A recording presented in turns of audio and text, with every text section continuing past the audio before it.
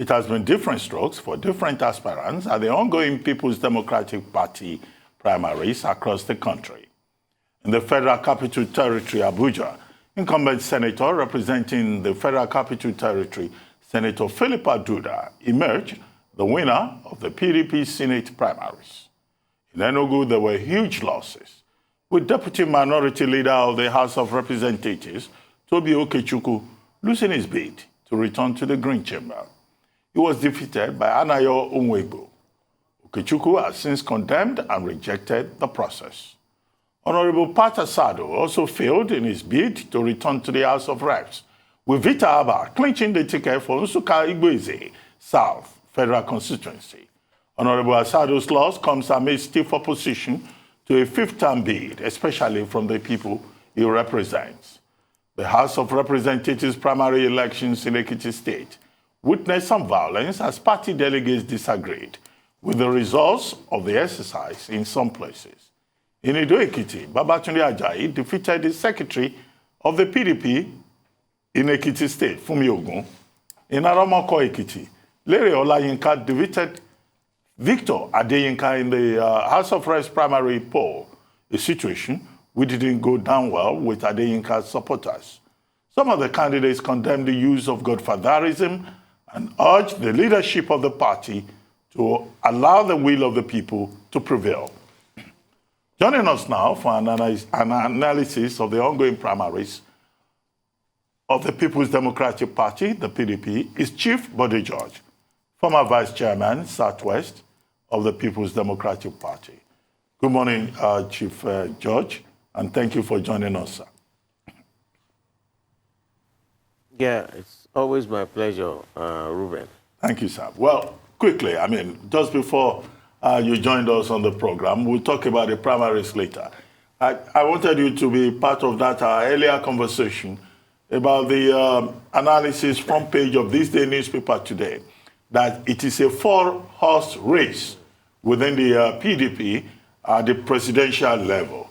The newspaper talked about former Vice President Atiku Abubakar, former Senate President Bukola Saraki as front runners, and also Mr. Peter Obi, former governor of Anambra State, and Nyesom Wike, incumbent governor of Rivers State, as the front runners. But then at the end of the day, it looks like this is going to be really a two-horse race between Alhaji Atiku Abubakar and Senator Bukola Saraki, according to that analysis.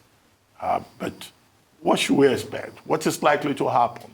Is it truly a matter of cash, as that analysis concludes? Or there are other variables that may have been overlooked? Thank you very much.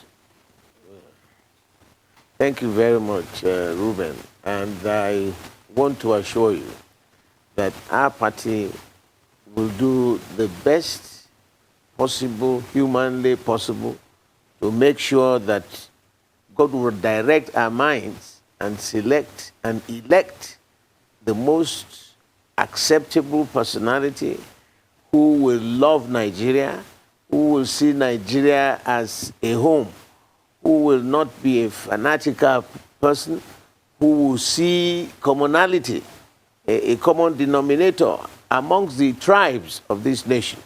We are in a state of quagmire. We are in dire straits. And when I listen to your analysis, and you spoke about money, you spoke about who is been there, the experience, I want to plead with our people, because this coming election, the next 1 year, will be so crucial in the order of security, both economic security and social services.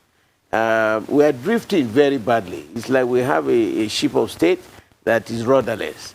And if we come to the table or go to the convention purely because of the few numbers who will be giving some transport money, and they will not think and analyze all the contestants, then it will be a very shoddy an unfortunate situation.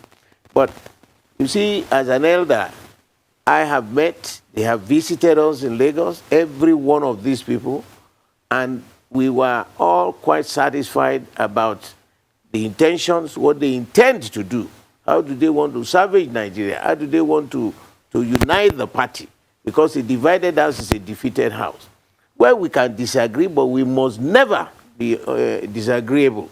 We have met them. Today, we'll be having a meeting in my office to do an analysis, both at for the governors, those who are contesting in Lagos, and on the national, to look at it, and then look at it analytically and critically without biases, and ensure that we will also open our minds and pray to God Almighty. About a week ago, I said to people that we need to be very prayerful in this country. I believe very much in prayers, and we must also create a week to fast so that at the end of the day, God will direct our minds to the right person. They are all credible, they are all sensible, they are all educated, they are in one position or the other. They've learned so much on their job training. But I want to plead, this election is so critical. Please, Nigerians, don't be apathetic. Come out and vote. We will do our utmost best to be fair, and it will be free, it will be live coverage, to show to Nigerians that our own party, if we can manage ourselves, we show them that we are better managers, then they can trust us that we'll be able to manage the resources of this country for their betterment. Sentiments apart, yes, they will give them stipends. The people will give the delegates stipends. You know, even now, I think the president hasn't signed that bill. And so the number of delegates will be so small. The whole world will converge and be watching what we are going to be doing. If it's a matter of money, money is devilish. But it's a matter of character, a matter of commitment, a matter of civility, a matter of love for the people of this country. We will succumb, we will succeed. I'm not particularly inclined to A or B for now. When we finish our meeting today, we'll be ready to tell all our delegates, look, we have looked at them, we think it is A or B. And what God has destined, who is the man to change it? You know, nobody. That's my own principle. I am happy that we have listened attentively to them, what are their views on different sectors that have plagued our nation very badly and very poorly. And in the final analysis, I believe the best person will win that election. All right. I understand that you are waiting for a final analysis, but you know, you have been an advocate for the PDP zoning its presidency to the south. However, there is a general election to win. Right. And you need to put your best foot forward. Now, which of these southern candidates do you believe gives your party the best chance in a general election? In a general election, it is, you know, as a very senior member of the party, I'm a life board of trustee member of our party. Like Ruben, I want to quote Ruben. He stated that 24 hours in politics is a long time. I don't want to speculate. My own personal approach will be, we have listened to them. Let the people meet. Let us discuss. You hear the views. We can disagree, but like I said, we must not be disagreeable. Let them make the choice. At the appropriate time, I will tell them whom I feel should be the candidate. Yes, we had a meeting on the issue of zoning. And then we came like a family. We were able to resolve that particular problem. And we reaffirmed at our zonal committee level that zoning and rotation will remain sacrosanct to the the culture of our party. And it is also a political spinal cord of our party. But then people came up at that same meeting, not grandstanding, but to reason as members of the same family, that, purely on moral suasion purposes, that we should have done the zoning of the presidential candidature 6 months ago. People have spent their money. People have been moving around. If you now decide that you cannot contest, having spent about 6 months running around spending your money, that would be injurious to the unity of the party. So purely on moral suasion purposes, they decided that, okay, we will allow it for now, everybody. But next time, 6 months before the commencement of these primaries, the party must decide where the position is to be zoned. And when you listen to reason and there is an appeal as members of the same family, we said, okay. And unanimously, everybody agreed that, okay, let the four corners of this country come to the center to showcase, their capacity, their ability, the character traits, and the kind of their perception to Nigeria as a country. So if you look at that, and the concluding part of that decision was that the party itself should still try to have a consensus where it's possible. If it's not possible, let the will of the people and the will of the Almighty take its course. Okay, but a lot of people said what the PDP has just done with that decision is to zone the presidency to the north. And their argument are as follows. Number one, in 2019, automatically they knew that it was time of the north in 2019, so there was no contest. And the argument is that why is it that now that it's supposed to be the time of the South, that the PDP will play politics with the aspiration of the South? And they kick the cat down the road and stylishly zone it to the north by keeping it open. Their argument goes further by saying that this talk of moral suasion doesn't hold water because over a year ago, there's been agitation and there's been a general consensus across all parts that the power should go to the South. And the PDP was well aware of this. So this argument of some people have started the process, they've spent money already, is just a way of shying away from the matter on ground.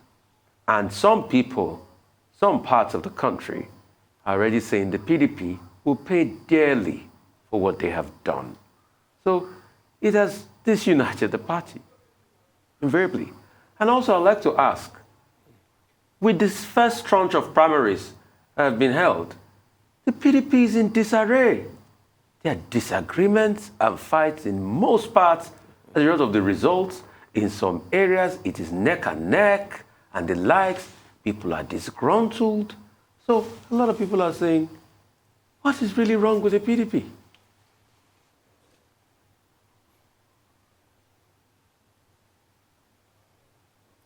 I can't hear him anymore. I can't hear him anymore. So I've finished my question. I can't hear you. Okay.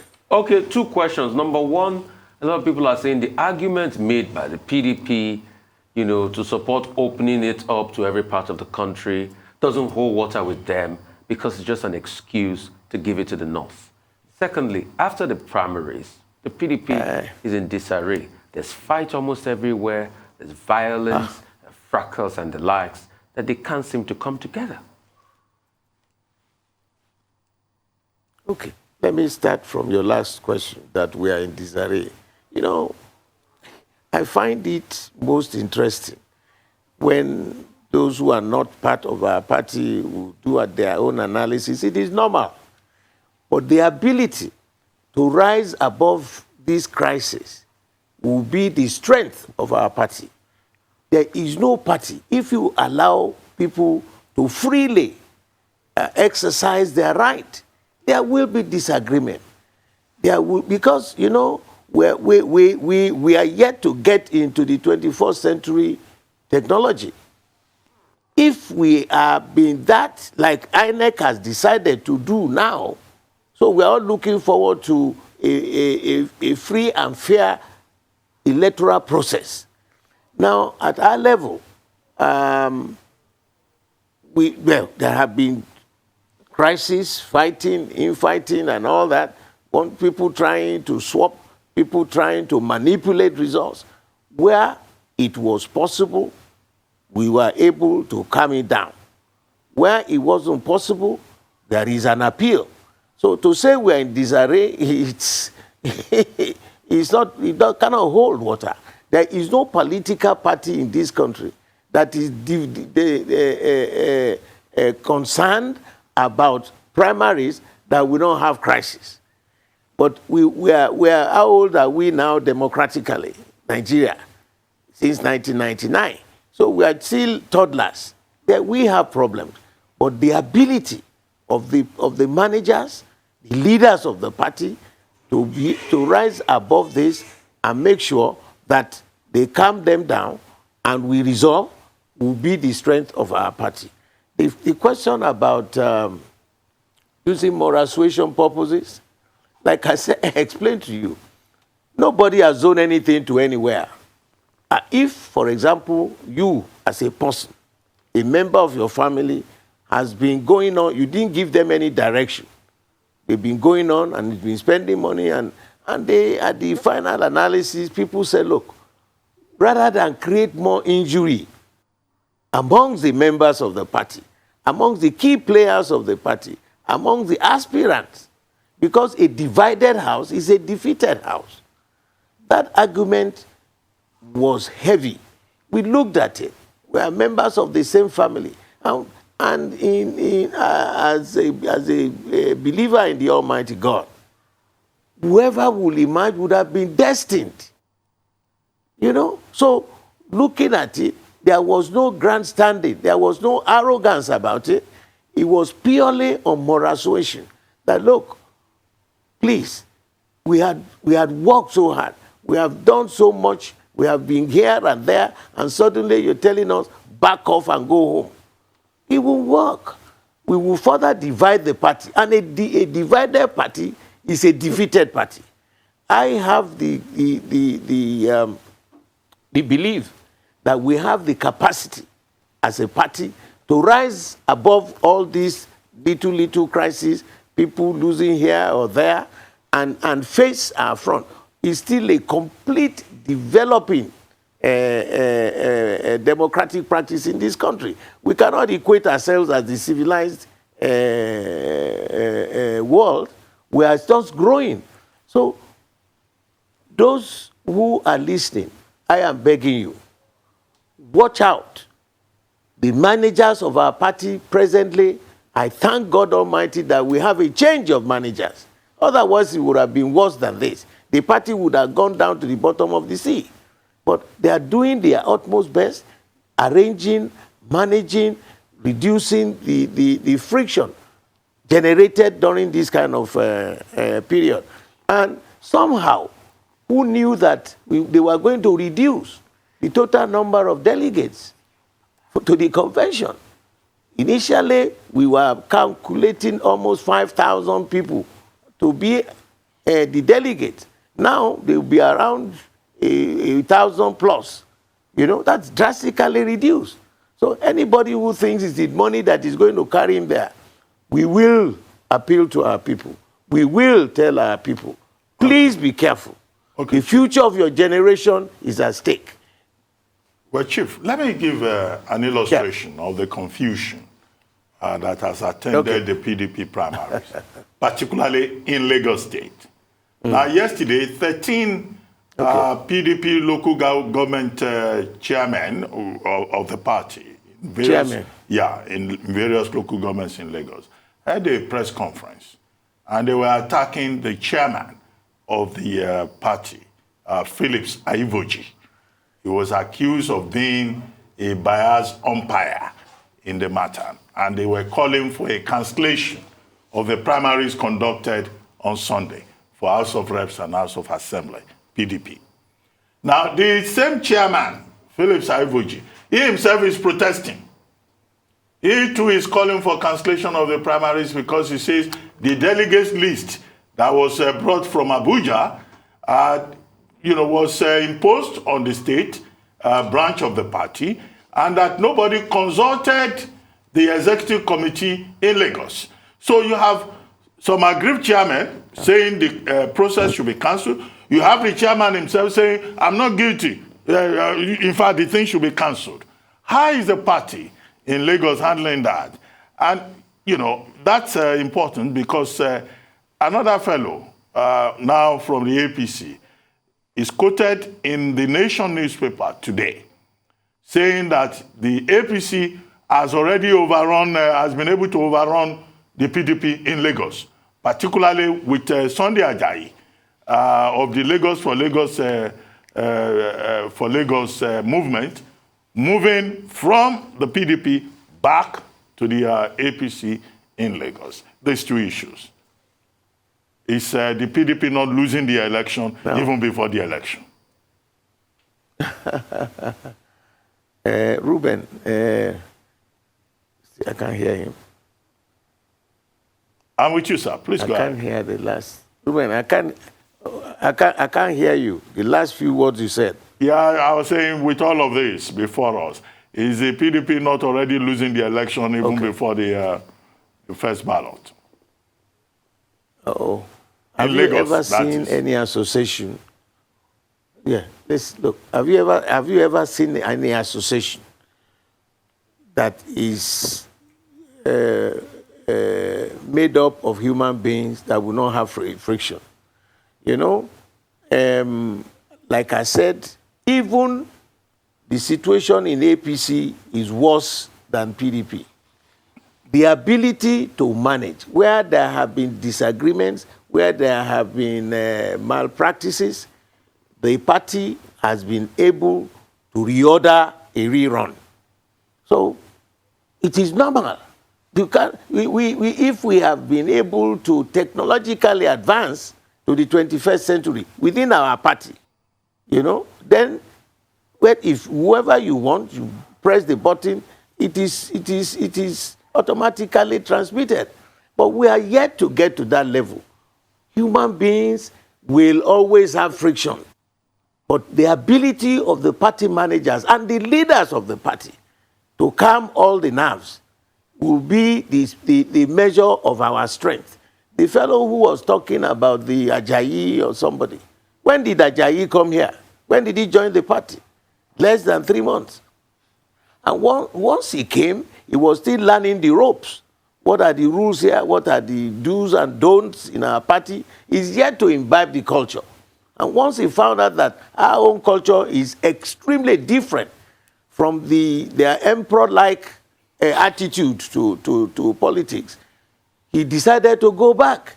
And so, political parties, they are like police stations. You don't close it. Don't close your doors for people. But when they come, follow the rules. In our party, we have rules. If you break the rules, there are consequences. And saying that, there is confusion, there is this.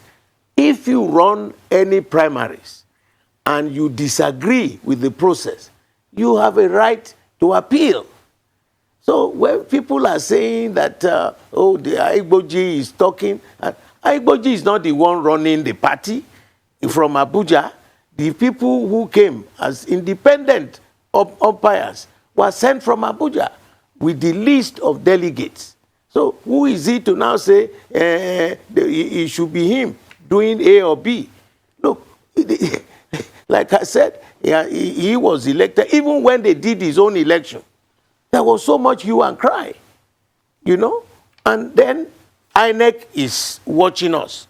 And they are supposed to be present, INEC, police, and SSS, they are supposed to be present at every primary venue. I tell you what happened last night.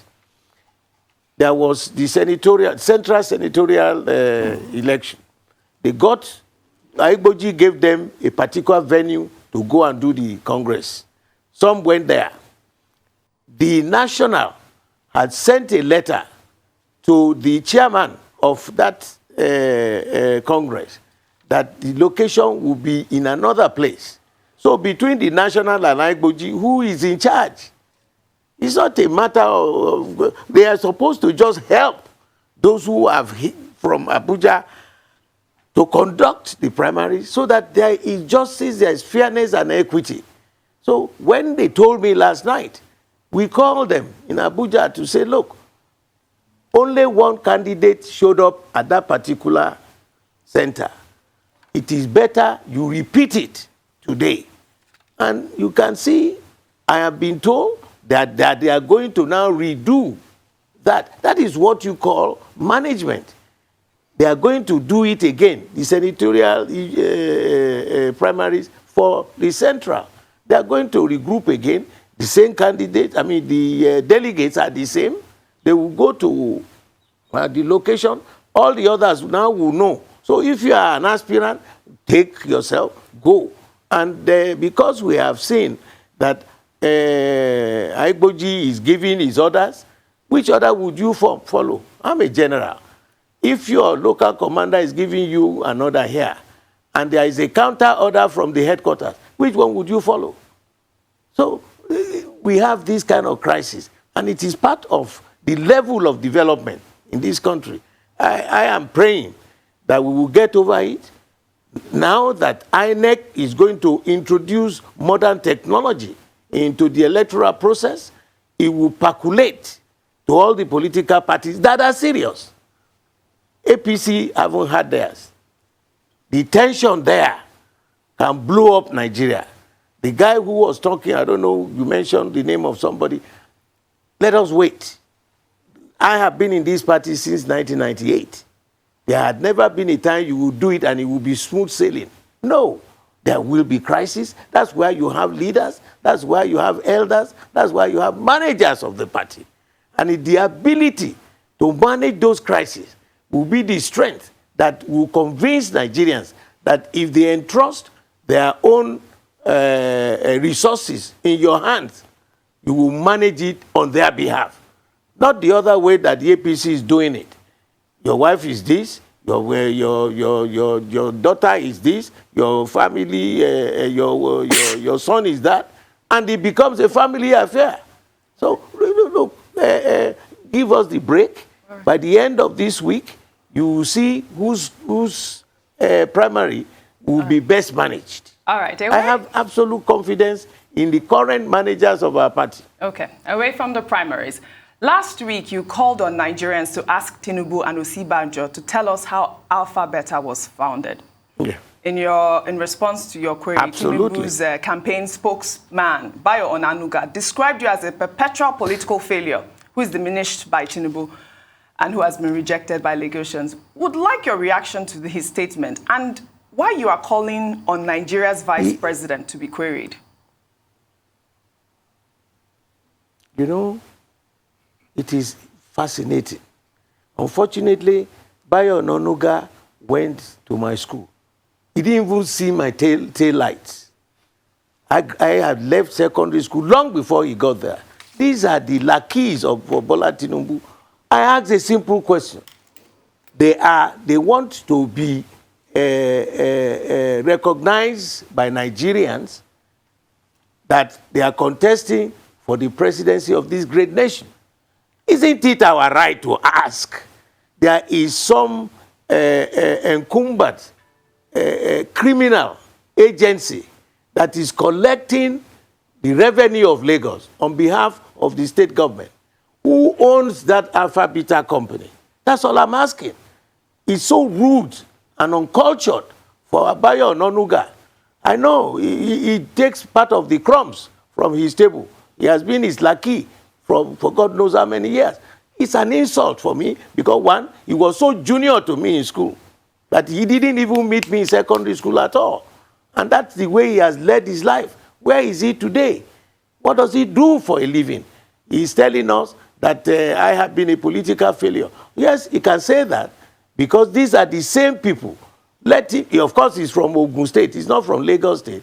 But he had lived here. He worked for one kind of newspaper. These are people, worthless characters. The question is simple. if he's the campaign manager, answer my question. Who owns Alpha Beta? Is it my idea? Whose idea it is? And that particular company is still milking the treasury of my state to a stupor. Does that make sense? This is not what he was taught in the grammar school that I attended. It is shambolic. It is mindless because of the crumbs he will eat from him. Answer the question. There was one Apapa who was the managing director of the Alpha Beta. Who owns Alpha Beta? I'm saying it publicly now. And if you want, I'm asking Nigerians to trust you. We want to know who you have been, what you've been doing. How can you convince us? He has a humongous amount of money, bullion vans, driving into his house on an election day. What were the bullion vans doing? Were they carrying Gari or Elubo to his house? Answer the question so that we can be convinced that he will be there purposely to serve the interests of Nigeria and not himself and his cronies. That's all. It's so insulting. You know, I don't know what year it was in the grammar school that I went in Bode grammar school, but it's a complete nuisance. Well, thank you very much, Chief Olabode George, for joining us on the morning show. I think we just leave it.